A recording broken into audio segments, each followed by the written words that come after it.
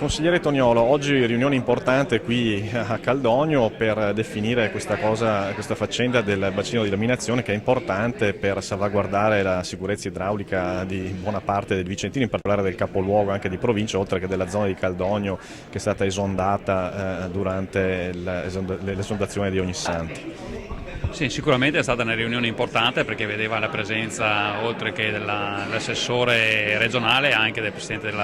della Coldiretti, del Genio Civile, e quindi era una rappresentanza importante e significativa di un gruppo di persone che vogliono fare squadra, e ci sia una regia per far sì che questa opera, la cassa espansione di Caldogno, possa essere anche fare da apripista e quindi opera modello per anche le tante altre opere di salvaguardia idraulica che sono necessarie nella nostra provincia. È stato fatto un punto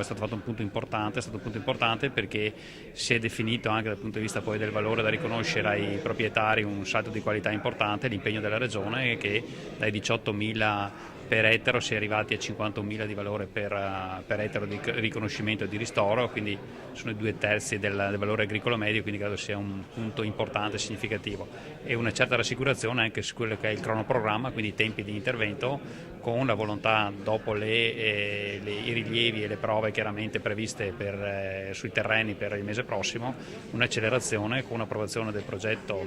definitivo e poi esecutivo per l'avvio dei lavori, se non è per la fine dell'anno 2011, con l'inizio del 2012. Una cosa significativa e importante è quella di riuscire adesso nei prossimi giorni un confronto serrato con tutti i proprietari, perché la volontà è quella di arrivare a un accordo bonario con tutti quanti.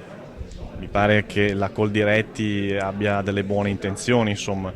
Sì, sicuramente la Coldiretti ha una grande disponibilità e la volontà comunque quella di riuscire a confrontarci con tutti i proprietari, perché appunto la soluzione, diciamo così, di un accordo bonario è quella che è vista con maggiore attenzione e maggior volontà da parte della Regione e da parte un po' di tutti i soggetti, perché è quella che permette, insomma, che non ci siano contenziosi, quindi un iter dell'opera